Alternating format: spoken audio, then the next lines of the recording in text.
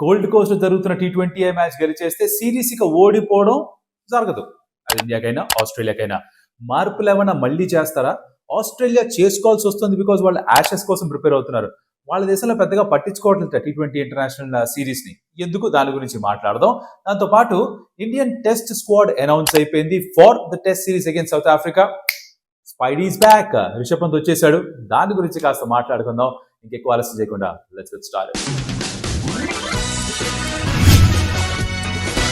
Welcome to Stump Tales. నా పేరు Kaushik. And first thing of course is T20 international. మీరు పొద్దున కనుక ఈ వీడియో చూస్తే 12:30 ముందర చూస్తే కనుక ఆబ్వియస్లీ ప్రివ్యూ లాగా వర్క్ అవుతుంది.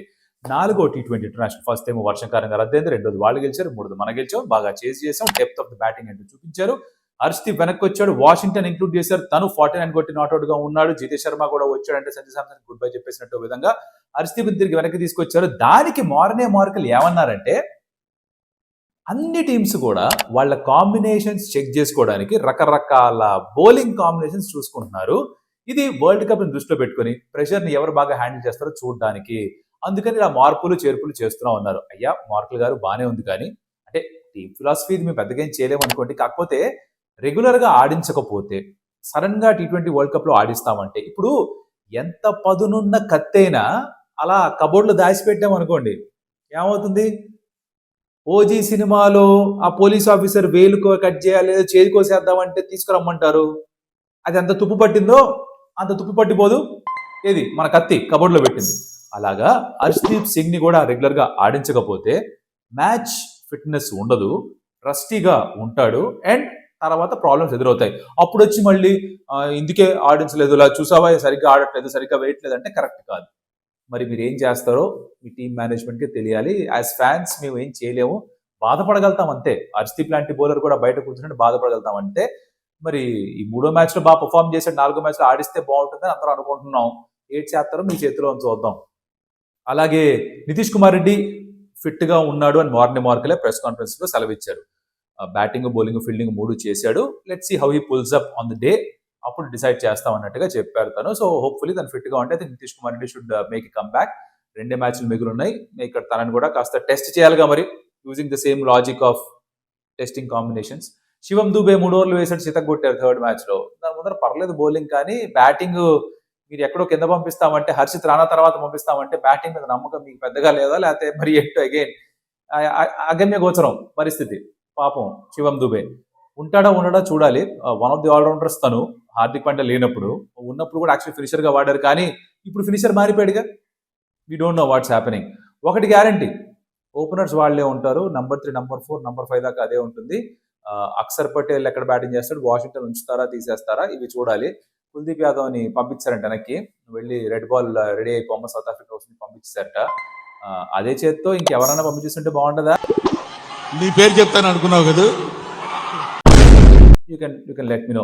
ఆస్ట్రేలియా కూడా వాళ్ళ Ben Dwarshuis left arm medium pacer వెనక్కి వస్తున్నట్ట. గ్లెన్ మ్యాక్స్వెల్ ఈ suppose to be available from the 3rd T20 international, కానీ తను ఆడించలేదు, రెస్ట్ ఇంజరీ ఏదో అయింది, తను కంబ్యాక్ చేస్తున్నాడు. ఆడిస్తారు లేదో చూడాలి తనని కూడా.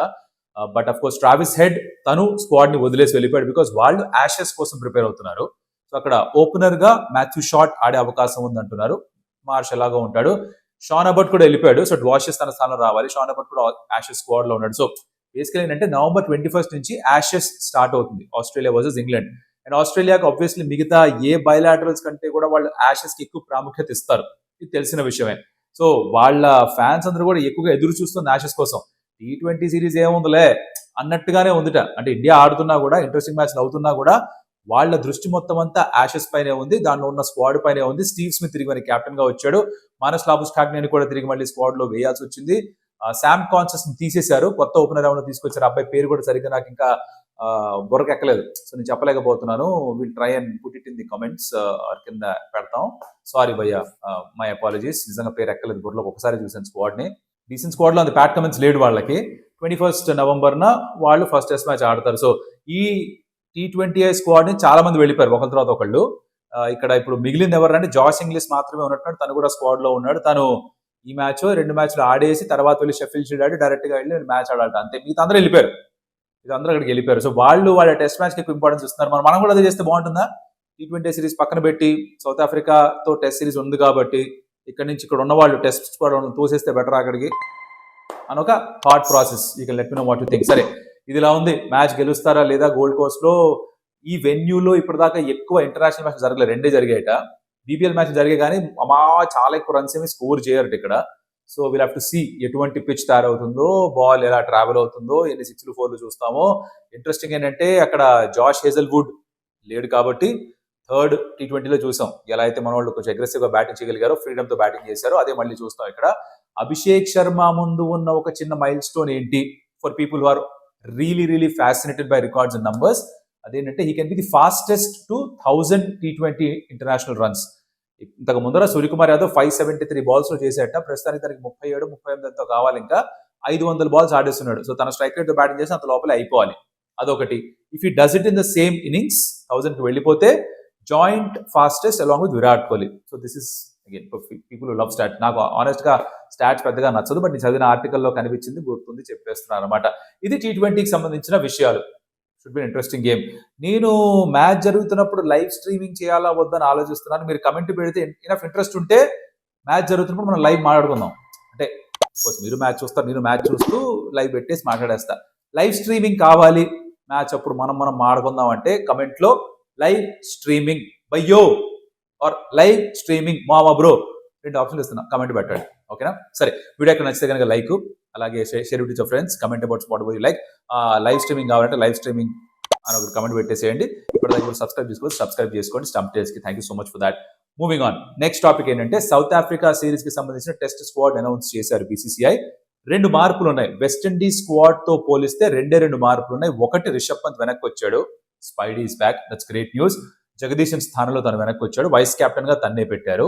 ఇది కాకుండా ఇంకొక మార్పు ఏంటంటే ప్రసీద్ కృష్ణ బయటకు వెళ్ళిపోయాడు, ఆకాష్ దీప్ వెనక్కి వచ్చాడు. ప్రసీద్ ఏమాటగా మాట అంత ఎఫెక్టివ్ గా వచ్చిన ఛాన్సులు అనిపించట్లేదు పాపం. He needs to somehow make the most of the opportunities he gets. ప్రస్తుతానికి అది చేస్తున్నట్టుగా అనిపించట్లేదు. కానీ ఒకటి ఏంటంటే తన సైడ్ ఒకవేళ వకాల్తా పుచ్చుకోవాలంటే కన్సిస్టెంట్ గా అవకాశాలు రావట్లేదు. ఇక్కడో మ్యాచ్ అక్కడో మ్యాచ్ వస్తుంది కాబట్టి రిథమ్ అందట్లేదు అని వకాల్తా పుచ్చుకోవచ్చు తన పాయింట్ ఆఫ్ వ్యూలో. సో ఓవరాల్ గా స్క్వాడ్ బాగానే ఉంది. కొంతమందికి డౌట్లు కమెంట్స్ లో చూసా, స్పెషల్లీ ఇన్స్టాగ్రామ్ లో Indian cricket team squad announce చేసింది అని పెట్టి కింద కమెంట్స్ చదివాను నేను. మన స్టార్ స్పోర్ట్స్ తెలుగులో కూడా ఇండియా స్క్వాడ్ పెట్టి కమెంట్స్ చూసా. అది చూసి నాకు కొంచెం అర్థం కాలేదు, బట్ ఏమో కొంతమందికి ఇప్పటికి కూడా ఈ డౌట్లు ఉన్నాయేమో, క్లారిఫై చేద్దాం అనుకుంటున్నా. ఏంటిది మళ్ళీ శుభ్మన్ గిల్నే కెప్టెన్ గా పెట్టారు, KL రాహుల్ ను జస్ప్రీత్ బుమ్రాను పెట్టచ్చు కదా కెప్టెన్ గా, ఎందుకు మళ్ళీ గిల్లు అని కమెంట్స్ చూసా.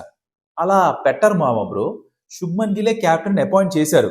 జస్ప్రీత్ బుమ్రా ఫర్ వన్ నేను కెప్టెన్సీ చెయ్యదలుచుకోవట్లేదు అని చెప్పేశాడు BCCIకి. క్లియర్ గానే ఆడతాను, ఎందుకంటే తను ప్రతి మ్యాచ్ ఆడతాడని గ్యారంటీ లేదు. సో ఒక 5 మ్యాచ్ సిరీస్ లో 3 మ్యాచ్లే ఆడితే తన కెప్టెన్ చేసి ఇంకో 2 మ్యాచ్ ఇంకెవరో కెప్టెన్ అంటే బాగుండదు కదా, కంటిన్యూటీ ఉండదు. సో తను నేను చెయ్యని కెప్టెన్సీ అన్నాడు, తనని కన్సిడర్ చేయట్లేదు. KL రాహుల్ అంటారా, లేదు యంగ్స్టర్ కే ఆ పగ్గాలు అప్పచెప్దాం, తను ముందుకు తీసుకెళ్తాడు, నెక్స్ట్ 5 years 10 years ఆలోచిస్తున్నాం అన్నొక ఆలోచన పద్ధతి BCCI నుంచి ఉంది. సో ఇప్పుడు ప్రతి సిరీస్ కి కెప్టెన్ మారడు, అలా ఎక్స్పెక్ట్ చేయడం మన పొరపాటు అవుతుంది. కెప్టెన్ గిల్లే ఉంటాడు. ఇన్ఫాక్ట్ త్వరలో T20 ఇంటర్నేషనల్ కూడా గిల్లే కెప్టెన్ అవ్వకపోతే ఐల్ బి సర్ప్రైజ్. అంటే సూర్య ఫామ్ అంత గొప్పగా లేదు, చెప్పబెట్టుకుంటే తను డ్రాప్ చేయొచ్చు. యూజువల్ గా తన కెప్టెన్ కాకపోతే ఇప్పటికే వెయిట్ పడి ఉండేదేమో. సో తను బయటికి వెళ్ళంగానే గిల్లి కెప్టెన్స్ ఇచ్చేస్తాడు. That's bound to happen. అన్ని ఫార్మాట్స్ కి గిల్లే కెప్టెన్, మనకి నచ్చినా నచ్చకపోయినా ఫ్యాక్ట్ అది. టెస్ట్ మ్యాచ్ లో బాగానే చేస్తున్నాడు, ఏ మాట కామాట. I think let's not make too much issue out of it. T20 Is లో yes, I also believe that Gill కంటే కూడా వేరే వాళ్ళు ఆడే అవకాశాలు ఉన్నాయి. సంజు శాంసనే ఓపెన్ చేయొచ్చు, జైస్వాలే ఆడొచ్చు, రుతురాజ్ గైక్వాడ్కి అవకాశం ఇవ్వచ్చు. ఇట్లా వేరే వాళ్ళు ఉన్నారు ఛాన్స్ ఇవ్వడానికి, అది నేను ఒప్పుకుంటా. బట్ టెస్ట్ అండ్ ODIs కి Gill is suited boss, is there, is doing well. So తనే కెప్టెన్ గా ఉంటాడు. ఈ కొత్తగా ప్రతి సిరీస్ కి కెప్టెన్ మారుతాడు అనుకోకండి, అది కరెక్ట్ ఆలోచన కాదు, అది జరగదు కూడా. I thought I should let you know. సరే, రిషబ్ పంత్ వెనక్కి వచ్చాడు, that's great news. South Africa ఏతో జరిగిన అన్అఫీషియల్ టెస్ట్ మ్యాచ్ 90 కొట్టాడు, ఫిట్ గా ఉన్నాడు, కీపింగ్ చేస్తున్నాడు, రన్స్ కూడా స్కోర్ చేశాడు, డీసెంట్ ఫామ్ లో ఉన్నాడు, తిరిగి వెనక్కి వచ్చాడు. ఈ will walk in the side అని తెలిసిన విషయమే. జగదీశన్ ఆబ్వియస్లీ మిస్సెస్ అవుట్, తను వెయిట్ చేయాలి మళ్ళీ అవకాశం కోసం, ఎప్పుడు వస్తే అప్పుడు వస్తుంది. Lot of competition. ధ్రువ్ జురెల్కి ఇప్పుడు ప్లేయింగ్ లెవెల్ లో స్థానం దొరుకుతుందా లేదని ఒక ప్రశ్న ఉంది. అలాగే ఆకాశ్దీప్ వచ్చాడు కానీ తను ఆడతాడా? ఇప్పుడు బుమ్రా వెస్టిండీస్ తో 2 టెస్ట్ మ్యాచ్లు ఆడాడు, సౌత్ ఆఫ్రికాతో కూడా 2 టెస్ట్ మ్యాచ్లు ఆడతాడా, ఆడడా, బ్రేక్ ఇస్తారా? సిరాజ్ తో పాటు ఆకాశ్దీప్ ఆడతాడా? ఇవి చూడాలి. షమీ రంజీ ట్రోఫీలో 8 వికెట్లు తీసుకున్నా కూడా ఒక మ్యాచ్ తను కన్సిడర్ చేయలేదు. లుక్స్ లైక్ షమీని ఇక కన్సిడర్ చేయరేమో అన్నట్టుగా అనిపిస్తుంది నాకు at this point of time. It be a surprise if they go back to Mohammed Shami in the future. అడగచ్చు మీరు ఎందుకు అని. సమ్ టైమ్స్ అలా నిర్ణయాలు తీసుకుంటారు. అంటే మనం ఫ్యూచర్ వైపు వెళ్ళిపోతున్నాం, యంగ్ ఫాస్ట్ బౌలర్స్ వైపు చూస్తున్నాం, వీళ్ళ టైం అయిపోయింది. యూజువలీ బౌలర్స్తో ఎక్కువ జరుగుతుంది ఇది. అదే జరిగిందేమో అనిపిస్తుంది నాకు షమీ తోటి. That's true. అదే నిజమైతే కనుక ఇట్స్ రియలీ అన్ఫార్చునేట్. పాపం బాగానే పర్ఫామ్ చేస్తున్నాడు ఇప్పటికి రంజీ ట్రోఫీలో, కానీ తన ఫిట్నెస్ అంత గొప్పగా లేదని మీకు తెలిసే కాంట్రవర్సీ. అగర్కర్ ఒక మాట అనడం, షమీ దానికి కౌంటర్ ఇవ్వడం, మళ్ళీ అగర్కర్ దానికి కౌంటర్ ఇవ్వడం, ఇదే నడుస్తుంది. సో కొంచెం డర్టీ అయిపోయింది అక్కడ సిచ్యువేషన్. ఎనీవేస్, షమీ అయితే లేడు. ఓవరాల్ గా స్క్వాడ్ బాగానే ఉంది. సౌత్ ఆఫ్రికాతో it be interesting test series. చూద్దాం ఏం జరుగుతుంది. నంబర్ 14 స్టార్ట్ అవుతుంది. సో అదనమాట బేసికలీ ఈ రెండు విషయాలు కవర్ చేద్దాం అనుకున్నాను. నాకు చెప్పినట్టుగా వీడియో అక్కడ నచ్చింటే కనుక like the video, please share with your friends, comment about it. Live streaming కావాలంటే for the 4th T20 international please comment live streaming మావా బ్రో, లైవ్ స్ట్రీమింగ్ భయ్యా. అండ్ అలాగే మెంబర్షిప్ స్టార్ట్ చేసాం. If you want to support the channel consider doing that because that will be help for us. మరి కూడా మళ్ళీ కలుస్తా. అప్పటిదాకా సెలవు. Adios, amigos.